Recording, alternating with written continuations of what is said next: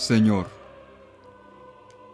tu cruz, tu muerte y tu resurrección están en el centro de nuestra fe. Tu Pascua le da sentido a nuestra existencia. Venimos hoy, Señor, como hombres, como mujeres, con nuestra existencia entera ante ti, y abrimos las páginas de la Santa Escritura para tratar de captar, Señor, al menos un poco, todo lo que la mente y el corazón nos permita sobre el misterio de tu cruz. Allí, Señor, en tu cruz, de donde brota la fuerza de la vida. Allí, Señor, donde nosotros nacemos de nuevo. Nos aproximamos, Señor, con la mediación de la Santa Escritura, ante ti como Señor crucificado. Vivo hoy en medio de nosotros, actualizando el acontecimiento de la cruz que nos trajo la salvación. Concédenos, Señor, al venir ante ti, como estudiosos de la palabra, que no lo hagamos con superficialidad ni con distracción. Que la fuerza de tu Espíritu nos coloque en sintonía con la página de la Escritura que ahora vamos a estudiar. Sabemos, Señor, que si somos capaces de estar ante ti, con los ojos atentos, con los oídos abiertos y el corazón calientico ante ti, podremos absorber, Señor, el río de ternura, de compasión, de amor, que desde lo alto de la cruz tú arrojas sobre el mundo entero. Concédenos, Señor, recoger pasaje tras pasaje en la Santa Escritura, el don de la salvación que tú nos ofreces. Como lo han recogido, Señor, muchos otros antes de nosotros. Como lo han hecho los grandes santos, los grandes contemplativos de la cruz. Que podamos, Señor, entrar con la mente y con el corazón en tu inmensa pasión, tu pasión de amor y de dolor, en la cual tú viviste cada uno de nuestros sufrimientos físicos y morales. En tu cruz, Señor, está crucificada también nuestra vida. Que podamos participar, Señor, de esta inmensa pasión que destruye nuestro egoísmo, que abre nuestro corazón, muchas veces cerrado, muchas veces ciego ante el hermano y ante Dios. Sana, Señor, con tu cruz, nuestra aridez y nuestra sequedad. Tu pasión, Señor, calma nuestra ansiedad y nuestra angustia, purifica nuestra mediocridad y vanagloria. Sana, Señor, nuestras búsquedas a veces desacertadas, porque tu cruz, Señor, transforma nuestros temores en esperanzas, nuestras tinieblas en luz. Que al contemplar, Señor, esta inmensa pasión de amor y de dolor, nosotros lleguemos a exclamar con nuestros labios, con el corazón y con la vida, las mismas palabras, la confesión de fe y de vida del centurión al pie de la cruz. Jesús, tú eres verdaderamente el Hijo de Dios. Tú, Señor, eres verdaderamente la revelación del amor. Amén.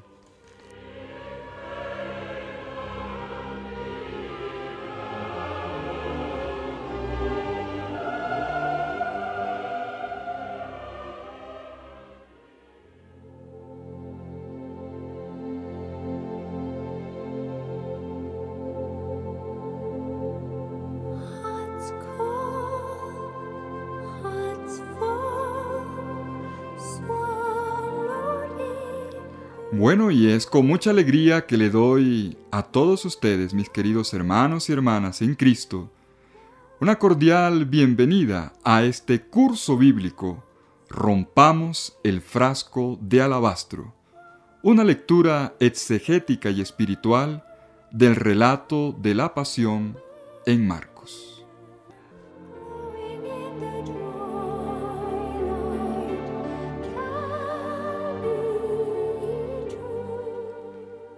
Vamos ahora a hacer el estudio de 2 capítulos de la Sagrada Escritura. 2 capítulos privilegiados para este tiempo de la Semana Santa. Es tiempo de estudiar la palabra ahora con mayor detenimiento. Nos coloca de cara ante el misterio de la cruz de Cristo. Esta cruz que es un enigma existencial para el ser humano y al mismo tiempo una inmensa revelación sobre el misterio de Dios y sobre el misterio del hombre en la persona de Cristo Jesús. En este curso vamos a hacer una lectura tranquila, una lectura pausada, pasaje por pasaje, del relato de la pasión en el Evangelio de Marcos. Ahora abramos Marcos capítulos 14 y 15. Marcos capítulos 14 y 15. Tiene tanta riqueza la palabra de Dios, no se imaginan ustedes. Hay tantas bellezas en ella, hay tanta fuerza en cada expresión, que queremos ahora tomarnos el tiempo para estudiar la palabra y no simplemente leerla de manera genérica. Vamos ahora juntos, ustedes y yo, a tomar versículo por versículo, enfrentando los puntos de difícil interpretación.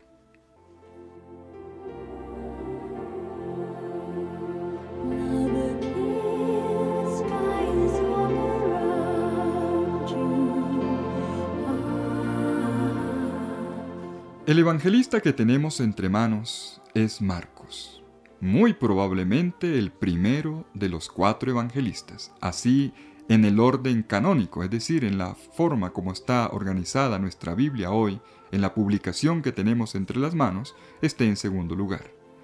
Estamos ante el relato más antiguo del Evangelio, y esto vale también para la pasión del Señor. San Marcos tiene una característica que es importante que tengamos clara desde el comienzo. Cuando Marcos redactó su Evangelio, tenía al frente una comunidad que tenía 2 preocupaciones fundamentales. Vamos a decirlo con 2 términos técnicos. Primera preocupación, la cristología. Segunda preocupación, el discipulado.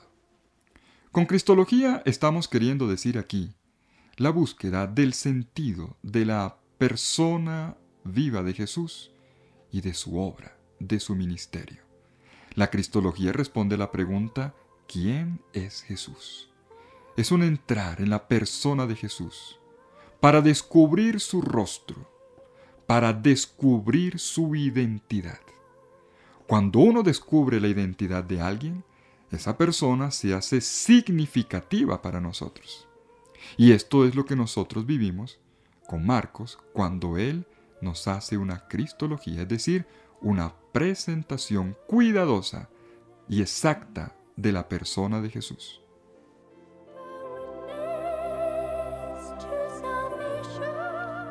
En segundo lugar, hemos dicho discipulado. El discipulado es la respuesta al llamado que Jesús hace para que caminemos junto con Él, para que recorramos sus caminos de punta a punta en el Evangelio y nuestra vida sea transformada por Él mediante una identificación con el Señor. Se trata entonces de la vida del discípulo que asimila el rostro del Maestro. El discipulado no es otra cosa que el ejercicio del seguimiento. Seguimos a Jesús por donde Él quiera que vaya. Cristología y discipulado van juntas, porque un discípulo del Señor no puede descubrir la ruta, no puede saber cuál es su itinerario y su camino si no conoce el rostro del Señor. Y al mismo tiempo, ¿de qué nos sirve saber cosas acerca de Jesús si esto no se traduce en un compromiso, si no tiene la respuesta del seguimiento del Señor, que es poner nuestros pasos sobre sus mismas huellas?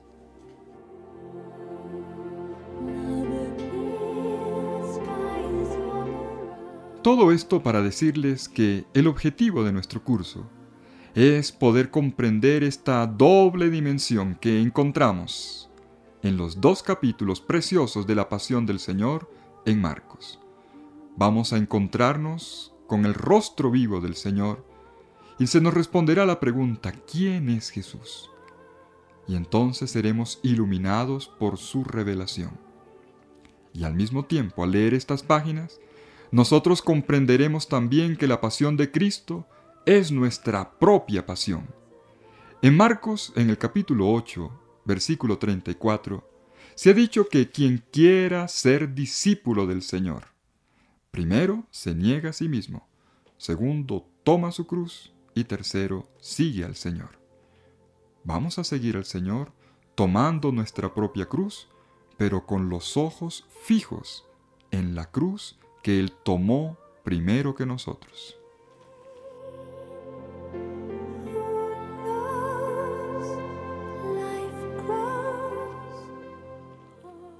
Demos una primera mirada a vuelo de pájaro de estos 2 capítulos, capítulos 14 y 15 del Evangelio de Marcos.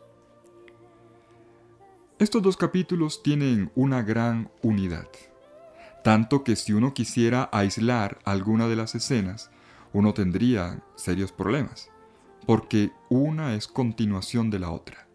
Una vez que empieza la pasión del Señor, el ritmo no se detiene hasta la muerte del Señor, cuando entonces el relato tiene algo de reposo.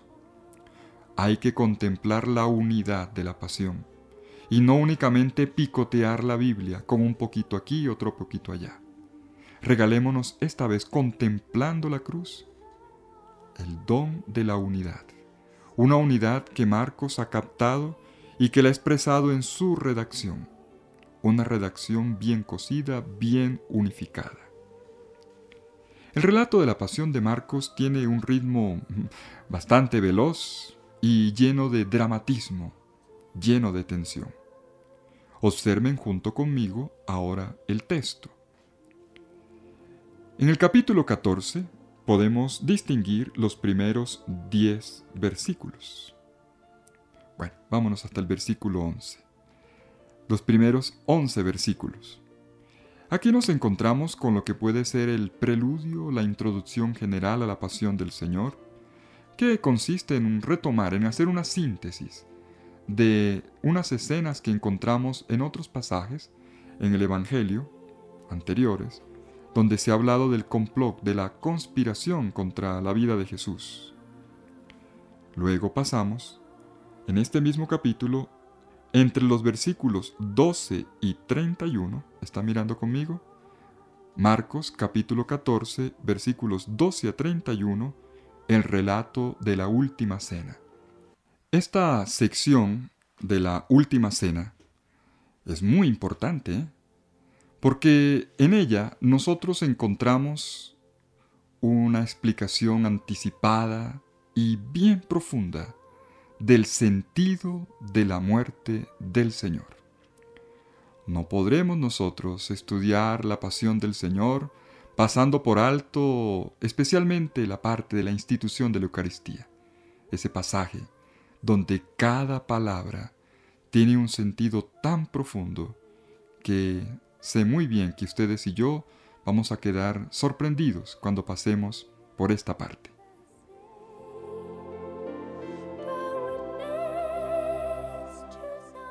Sigamos observando en nuestra Biblia el desarrollo de los acontecimientos y distingamos ahora una tercera sección.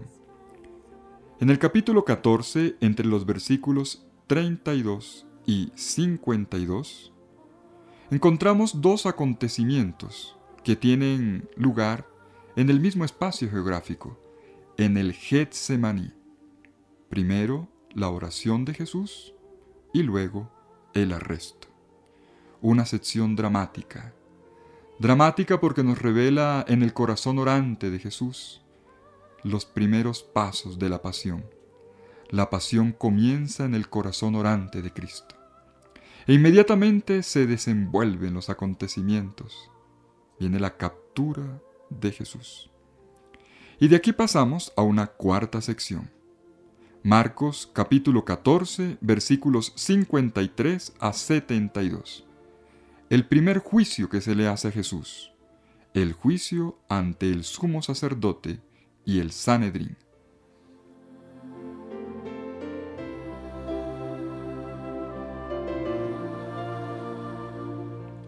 Y así llegamos al capítulo 15. Los primeros 20 versículos, los están mirando, los primeros 20 versículos del capítulo 15 nos presentan el segundo juicio ante Jesús. El primero fue el juicio ante las autoridades religiosas, el Sanedrín, el sumo sacerdote, y ahora en Marcos capítulo 15 versículos 1 al 20 nos encontramos con la quinta escena, el juicio ante la autoridad romana en cabeza de Poncio Pilato.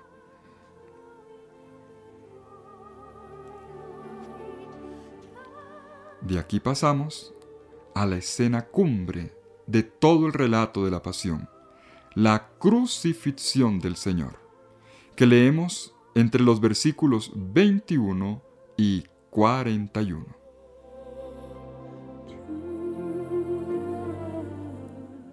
Y así llegamos a la séptima y última escena, la sepultura de Jesús, en el capítulo 15, versículos 42 a 47. Naturalmente, no dejaremos de hacer una alusión al capítulo 16, versículos 1 a 8, que es el mensaje de la mañana de Pascua. Y aun cuando tendremos oportunidad después en futuros cursos de trabajar los relatos pascuales, desde ya les digo que en este primer estudio de la pasión del Señor nos aproximaremos también a este pasaje.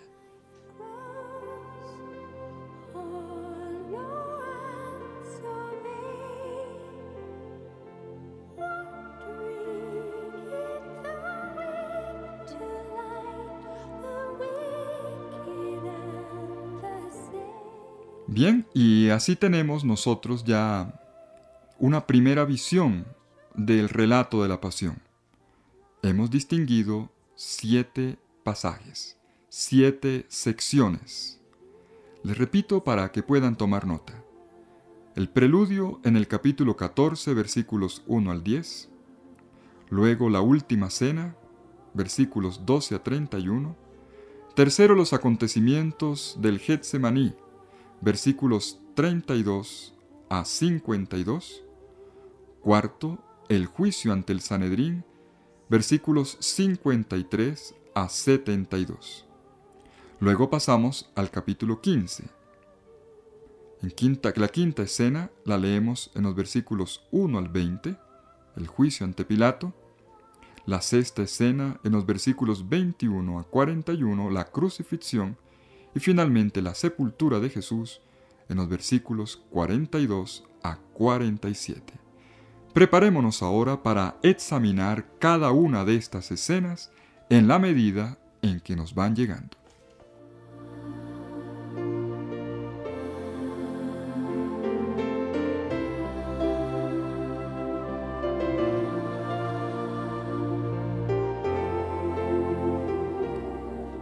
Ahora entonces, con la Biblia en la mano, con papel y lápiz, vamos a estudiar Marcos capítulo 14, versículos 1 al 10, el preludio de la pasión, donde encontramos una contraposición maravillosa entre fidelidad y traición.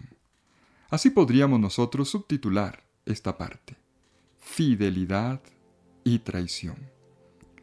San Marcos comienza el relato de la pasión de una manera brusca. Nos coloca en esta primera parte 3 cuadros, que son 3 escenas. y entre ellas notamos un gran contraste. La primera escena es una escena oscura, la segunda es luminosa y la tercera es nuevamente oscura. ¿Saben a qué me estoy refiriendo? El primer cuadrito que leemos está en los versículos 1 y 2. Se refiere al complot montado por los jefes religiosos. Luego encontramos una escena luminosa en los versículos 3 al 9, que es la unción en Betania por parte de una mujer anónima que emerge de en medio de la oscuridad y realiza un acto de ternura en medio de toda esta tensión, en medio de toda esta dificultad de la pasión. Y finalmente el panorama se vuelve a oscurecer en los versículos 10 a 11 con las palabras acerca de la traición de Judas. Tenemos así 3 pequeños cuadros. Versículos 1 a 2, versículos 3 a 9, versículos 10 a 11.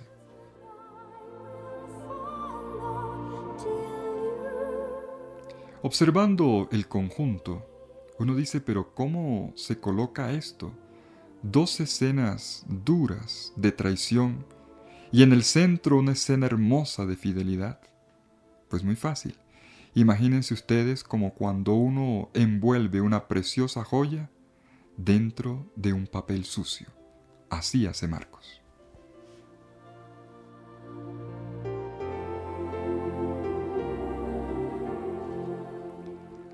Leamos juntos los primeros 10 versículos, poniéndole mucha atención desde ya a cada una de las palabras. Faltaban 2 días para la Pascua y los ácimos. Los sumos sacerdotes y los escribas buscaban cómo prenderle con engaño y matarle, pues decían, durante la fiesta no sea que haya alboroto del pueblo. Estando él en Betania, en casa de Simón el leproso, recostado a la mesa, vino una mujer que traía un frasco de alabastro con perfume puro de nardo, de mucho precio. Quebró el frasco y lo derramó sobre su cabeza. Había algunos que se decían entre sí indignados, ¿para qué este despilfarro de perfume? Se podría haber vendido este perfume por más de 300 denarios y habérselo dado a los pobres. Y refunfuñaban contra ella. Mas Jesús dijo, dejadla, ¿por qué la molestáis? Ha hecho una obra buena en mí. Porque pobres tendréis siempre con vosotros, y podréis hacerles bien cuando queráis, pero a mí no me tendréis siempre. Ha hecho lo que ha podido. Se ha anticipado a embalsamar mi cuerpo para la sepultura. Yo os aseguro, donde quiera que se proclame la buena nueva en el mundo entero, se hablará también de lo que ésta ha hecho para memoria suya. Entonces, Judas Iscariote, uno de los 12, se fue donde los sumos sacerdotes para entregárselo. Al oírlo ellos se alegraron y prometieron darle dinero, y él andaba buscando cómo le entregaría en el momento oportuno.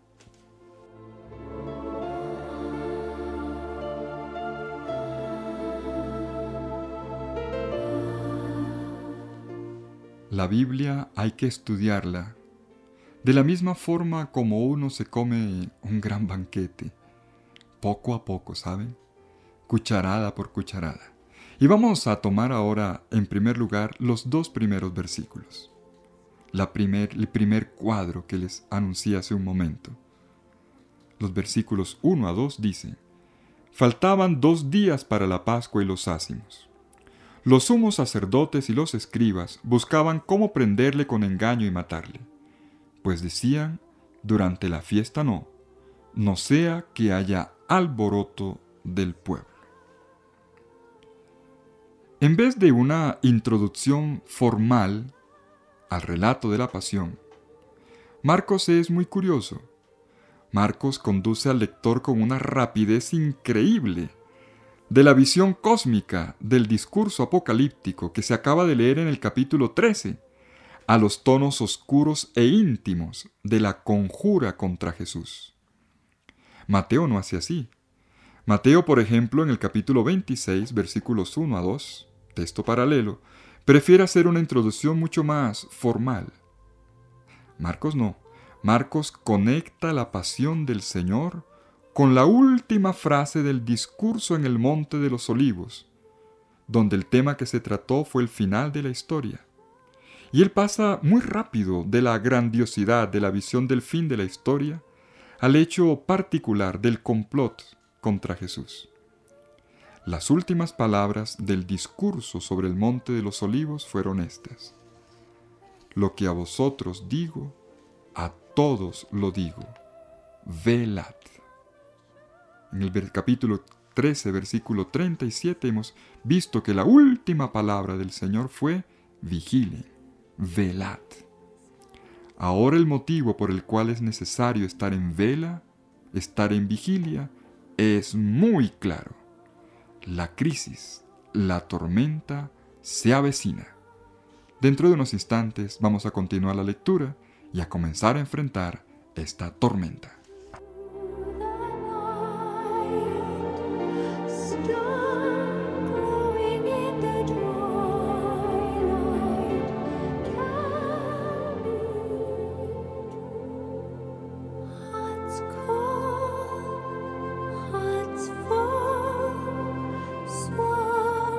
Y continuamos con nuestro estudio de la pasión del Señor. En este curso bíblico rompamos el frasco de alabastro, una lectura exegética y espiritual de la pasión en Marcos. Hace un momento decíamos que el comienzo del relato de la pasión está directamente conectado con el capítulo anterior, que era el del último discurso, la última enseñanza de Jesús a sus discípulos en el Monte de los Olivos, donde les dijo: lo que a vosotros digo, a todos lo digo, velad. Se entra a la pasión con los ojos abiertos, vigilantes. La crisis se avecina, la tormenta está por reventar.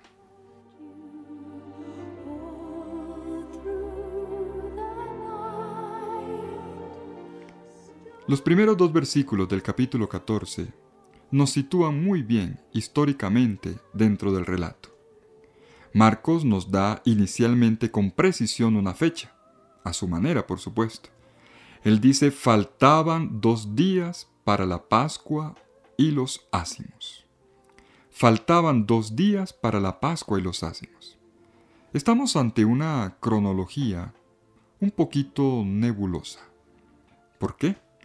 Miren, la fiesta hebrea de Pascua caía el 15 del mes de Nisán, porque en el pasado el día comenzaba con el crepúsculo del día anterior, o sea, el 14, y esta era la costumbre hebrea de calcular la jornada. La fiesta de los ázimos era originalmente un período festivo separado del día de la Pascua. Comenzaba con el día de Pascua, pero se prolongaba en una semana completa, en la cual el menú principal era pan ázimo.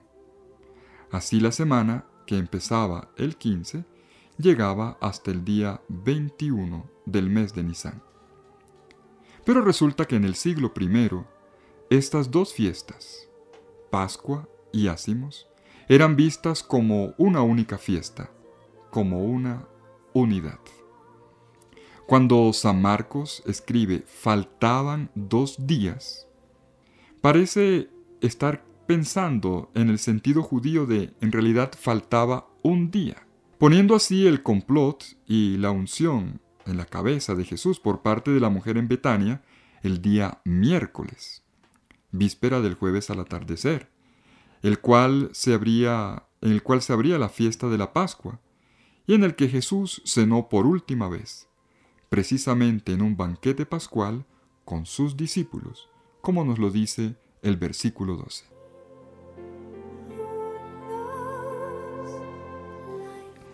Claro que ustedes que son estudiantes de la Biblia muy atentos, Estarán notando desde ya que no es muy preciso Marcos en este punto.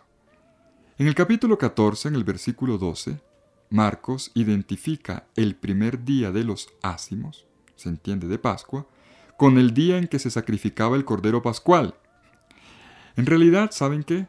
Los corderos para el banquete eran sacrificados en la tarde y la fiesta comenzaba oficialmente solamente al anochecer. Por lo tanto, este primer día de que habla el capítulo 14, versículo 12, en realidad sigue otro cálculo de la jornada, la que va de medianoche a medianoche, tal como hacemos hoy, que es la costumbre grecorromana, de 12 de la noche a 12 del día. Por lo tanto, Marcos está combinando dos tipos de cálculo de la jornada. Primero la judía, luego la romana. Y si sumamos todos estos datos, pues concluimos que se está refiriendo al día jueves.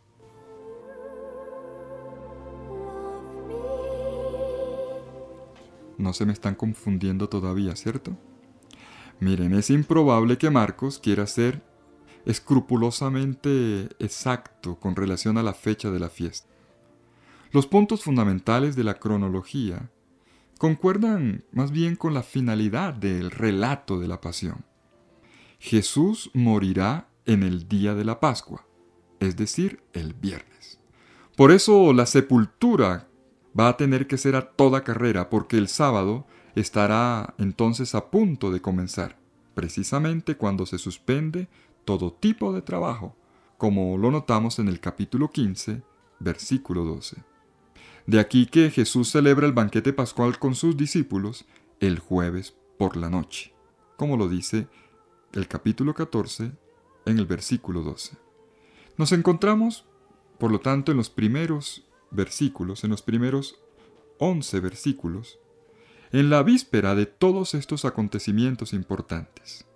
Marcos empieza su narración un día antes, o sea, el miércoles. Es el día en que revienta el complot que amenaza la vida del Maestro.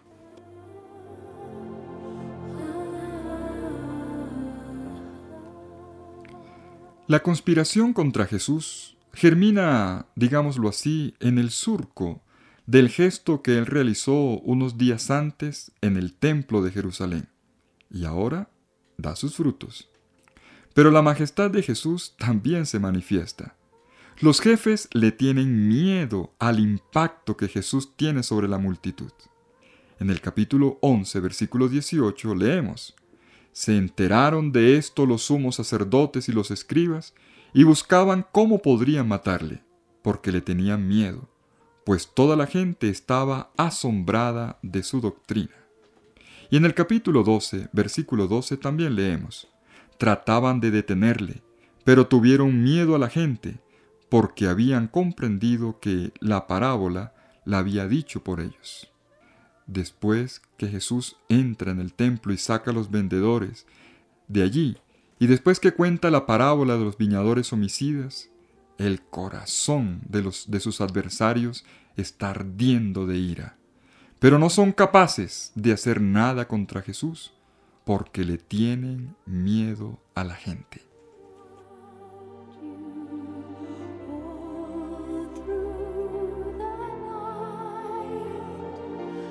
Ahora entendemos mejor el sentido de estos primeros versículos del relato de la pasión. Marcos 14, 1, 2. Faltaban 2 días para la Pascua y los ácimos. Los sumos sacerdotes y los escribas buscaban cómo prenderle con engaño y matarle, pues decían: durante la fiesta no sea que haya alboroto del pueblo. Y aunque el complot les va a dar resultado, ellos no poseen el control pleno de la situación. Ellos deciden no arrestar a Jesús durante la fiesta. Eso está claro.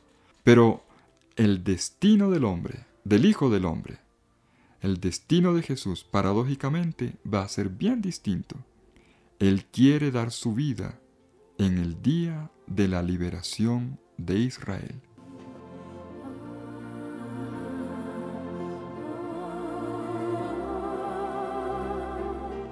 Notemos los contrastes. Mientras Jesús sale a la luz, los adversarios trabajan en la oscuridad de una conjura, de un complot. Mientras Jesús realiza su misión abiertamente, los adversarios, creen salirse con la suya. Ellos quieren dominar a Jesús y manejar el tiempo de Dios. Ellos dicen durante la fiesta no. Sin embargo, será cuando Jesús quiera. Y Jesús dará su vida justamente en el día en que ellos habían dicho que no, en el día de la Pascua, día de la libertad. Vemos desde el comienzo cómo el plan de los hombres y el plan de Dios van por rutas muy distintas. Vuestros pensamientos no son los de Dios, había dicho Jesús.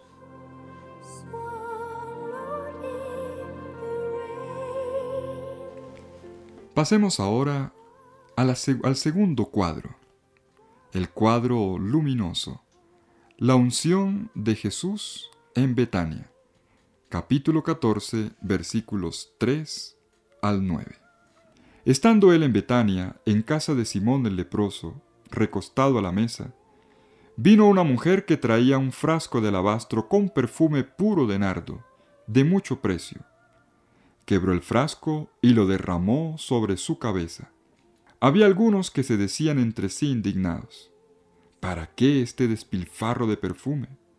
Se podría haber vendido este perfume por más de 300 denarios y habérselo dado a los pobres. Y refunfuñaban contra ella. Mas Jesús dijo: dejadla, ¿por qué la molestáis?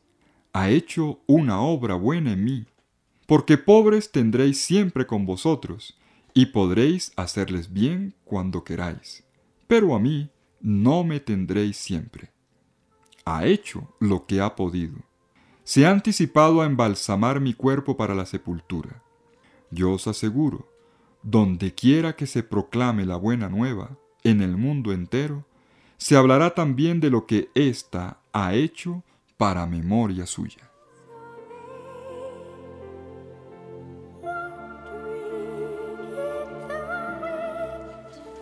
El relato de la unción contrasta bruscamente con el plan furtivo de los jefes.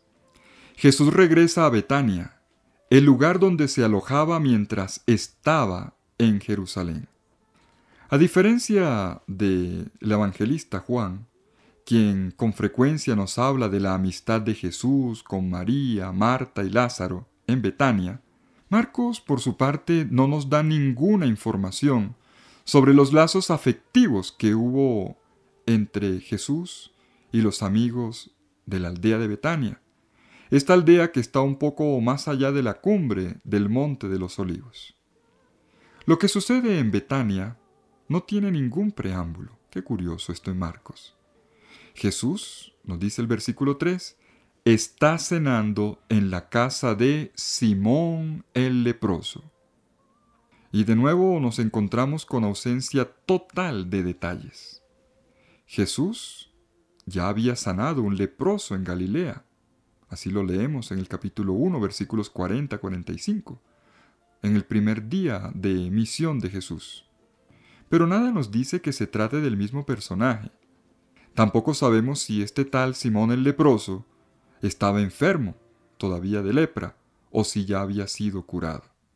Pero es muy curioso, miren, que precisamente la escena culminante del primer día de ministerio de Jesús en el capítulo 1 reaparezca de alguna forma ahora en el comienzo de la pasión, cuando Jesús va al encuentro de los marginados, simbolizados en los leprosos, aquellos que sufren no solamente por la enfermedad, sino también por el rechazo cruel de la sociedad.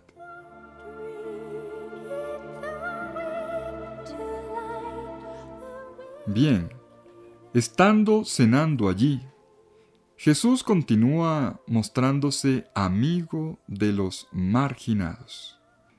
Aun cuando Marcos probablemente no está poniendo tan evidencia en este punto, no podemos dejar de observarlo.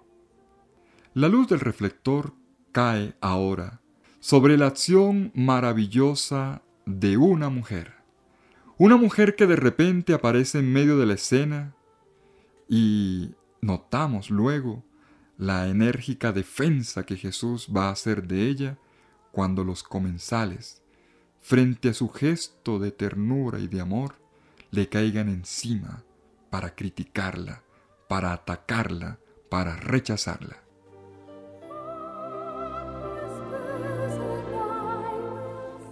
La mujer se acerca, quiebra un frasco de alabastro lleno de aceite de nardo puro. Se trata de un ungüento muy caro, extraído de las raíces de una planta que hasta ese momento solo se encontraba en la India. Por lo tanto, es perfume importado, de altísimo valor. Con este perfume, la mujer unge ahora la cabeza de Jesús.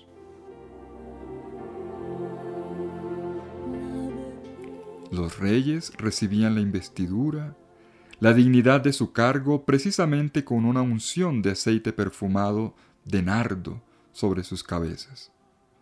Y esto quiere decir que en el gesto de la mujer está implícito el simbolismo de la dignidad mesiánica de Jesús. Un tema que nos vamos a encontrar ahora varias veces en este relato de la pasión. Pero no nos aceleremos en la interpretación. No saquemos todavía conclusiones, porque el mismo Jesús va a dar una nueva dirección interpretativa. Jesús entiende el gesto amable de esta mujer como una unción para su sepultura.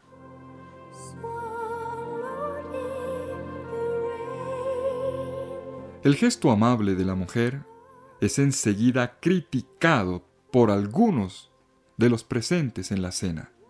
Dice el texto, había algunos que se decían entre sí indignados. ¿Para qué este despilfarro de perfume? En Mateo, en el Evangelio de Mateo, estos algunos son los mismos discípulos de Jesús. En el Evangelio de Juan se dice que se trata de Judas Iscariote, quien tiene una reacción bastante desobligante, maleducada. Y esto es interesante. Si bien Marcos generalmente subraya la obtusidad de los discípulos, en esta escena la reacción no es precisamente de los discípulos. La incomprensión del misterio de Jesús por parte de los discípulos se agudiza a la hora de la pasión. Pero no solo es problema de los discípulos, es también un problema de todos los que de alguna forma conocen al Maestro. Miren, así de profundo es el misterio de la cruz.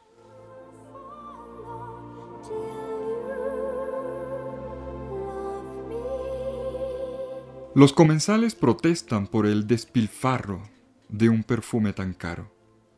Valía 300 denarios, que según el cálculo de los estudiosos era el equivalente de un año de trabajo de una persona que vivía del jornal.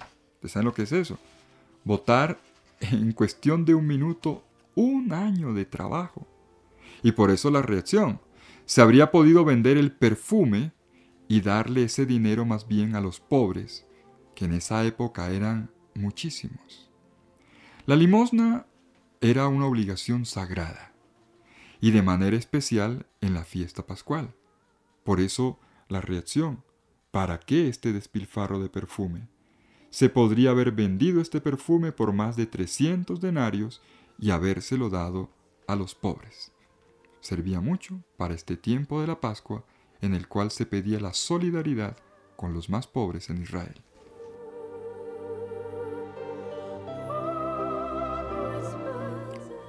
La defensa que Jesús hace de la mujer es vibrante y demuestra cómo este episodio se adapta a las interpretaciones de la muerte de Jesús que el Evangelio de Marcos viene haciendo poco a poco. Veámosla. Primero que todo, Jesús contradice el juicio de quien critica. Al ungirlo, la mujer, dice Jesús, ha realizado una obra buena. Dejadla. ¿Por qué la molestáis?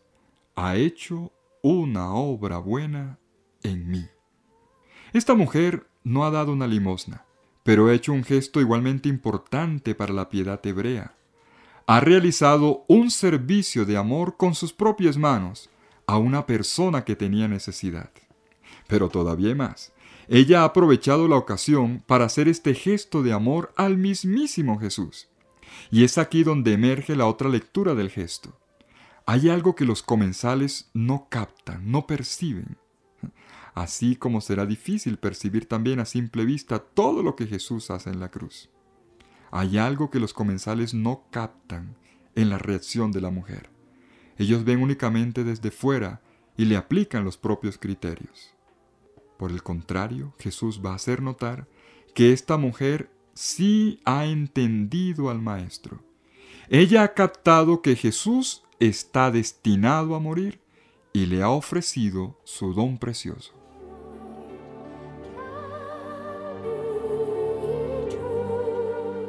El versículo 7 dice: porque pobres tendréis siempre con vosotros, y podréis hacerles bien cuando queráis, pero a mí no me tendréis siempre. Este versículo 7 ha tenido a lo largo de la historia de la interpretación algunas equivocaciones. Ha habido algunos que lo han distorsionado. Porque pobres tendréis siempre con vosotros, y podréis hacerle bien cuando queráis, pero a mí no me tendréis siempre. Miren, las palabras de Jesús no son una profecía sobre lo inevitable que es la pobreza. No es una justificación de la pobreza, sino más bien un desvelar lo que la mujer lleva en el corazón, en el momento en que lo está ungiendo. No siempre tendrán a Jesús. Su muerte está muy cerca. El tiempo es una característica notable del Evangelio de Marcos. Jesús había defendido a sus discípulos que no ayunaban, porque no se ayuna cuando el esposo está presente. ¿Se acuerdan de eso? En el capítulo 12, en el versículo 19. Ya llegará el tiempo en que será arrebatado el novio, entonces ellos ayunarán. Y de la misma forma, la higuera había sido condenada y se había secado, porque Jesús no la había encontrado lista cuando le había pedido frutos, allá en el capítulo 11, en los versículos 12 a 24. Igualmente, al final del discurso del capítulo 13, Jesús había dicho: vigilad, porque no sabéis cuándo viene el dueño de la casa, no sea que llegue de improviso y os encuentre dormidos. Miren, saber captar el tiempo, saber reaccionar al tiempo, ponerse a la altura de las circunstancias, es la característica de un verdadero discípulo. Y Jesús defiende a la mujer porque es ella y solo ella ha captado el tiempo de Dios en Jesús. Ella realiza un maravilloso acto de amor y de generosidad hacia Jesús, el más pobre de los pobres. Y Jesús dice: ella ha hecho lo que ha podido, lo que estaba a su alcance, dio todo lo que tenía. Estas palabras le hacen eco a la felicitación que Jesús ya ha hecho en otra ocasión a una mujer anónima, también anónima, la viuda que había dado todo lo que tenía en el tesoro del templo, allá en el capítulo 12, versículo 44. Jesús en aquella ocasión había confrontado el compromiso, un compromiso que envolvía todo su ser, una donación oblativa de la viuda, con la piedad pretenciosa e hipócrita de los escribas, y también con las donaciones sin sacrificio que hacían los ricos de la época, quienes daban lo que les sobraba. Aquella viuda era una verdadera discípula, así como lo es también ahora esta mujer de Betania.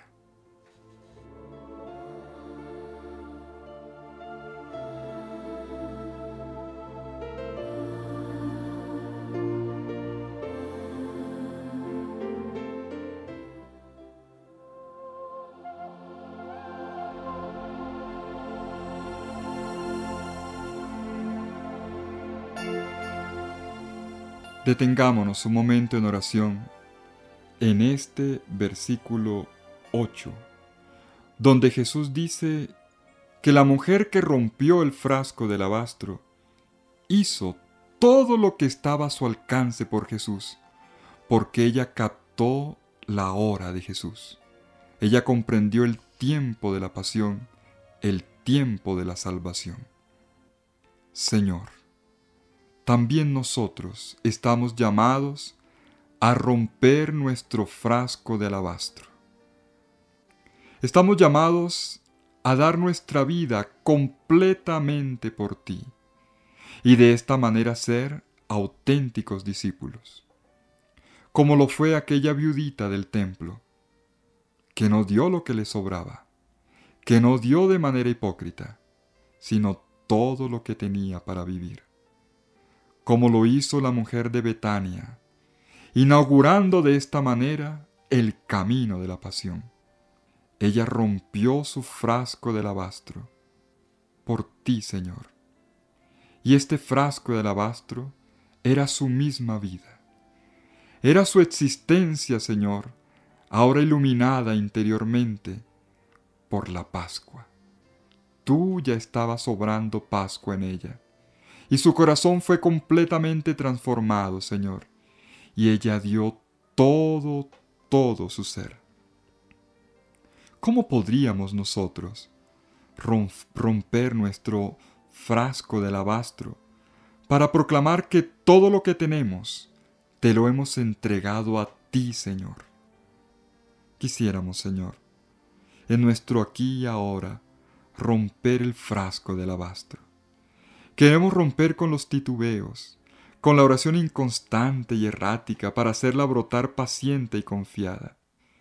Queremos romper con la pereza, Señor, del entendimiento y abrirnos a una inteligencia que no quede satisfecha con las conclusiones mordaces y precipitadas, con los eslóganes y con las ideas heredadas, sino que esté siempre indagando en busca de profundidad, que se deje acompañar por el amor para afrontar la vida y buscar el sentido de las cosas.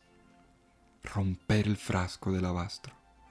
Romper con todo lo que nos impide entregarnos en cuerpo y alma a nuestra amada Madre la Iglesia, a nuestra arquidiócesis, a nuestras parroquias, a nuestros grupos, a nuestras comunidades, a nuestra familia, Señor, con nuestras limitaciones, con nuestros momentos difíciles, con nuestros defectos.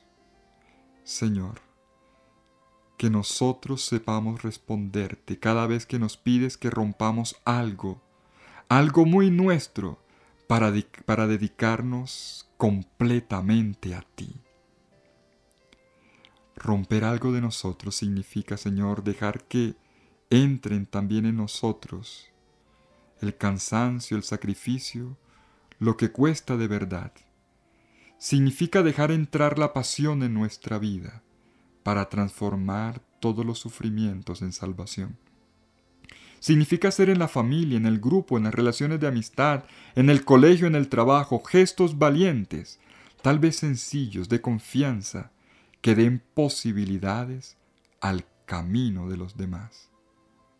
Romper el frasco de alabastro puede significar para muchos de nosotros en este día, Señor, decir sí a una vocación definitiva.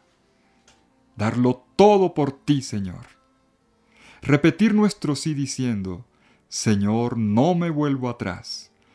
Todo lo que tengo te lo entrego desde este momento. Pídeme lo que quieras, Señor. No quiero negarte nada. Que Dios me los bendiga a todos.